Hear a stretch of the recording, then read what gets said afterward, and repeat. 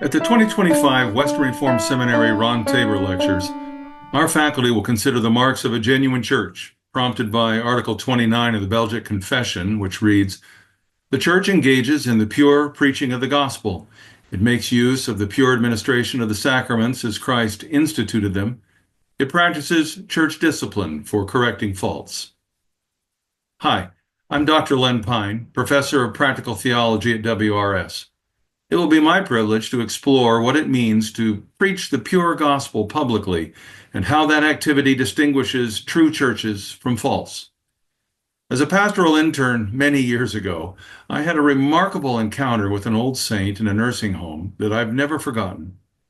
When my pastor and I entered her room, actually to visit someone else, this dear old saint riveted us with piercing eyes and asked, "Are you boys preachers?"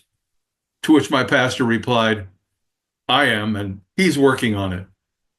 With all the seriousness you can imagine, she sat up straight in her rocking chair, wagged a finger at me, and said, "Young man, when you get up in that pulpit, don't you preach a lot of fairy tales.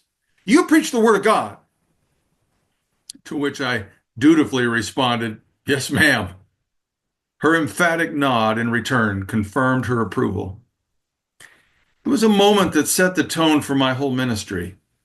Her simple admonition summed up what the true church must do in the proclamation of truth.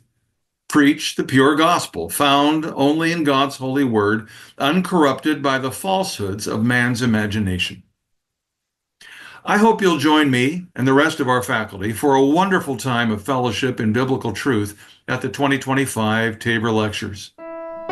For more information about the lecture series and Western Reformed Seminary in general, please visit wrs.edu.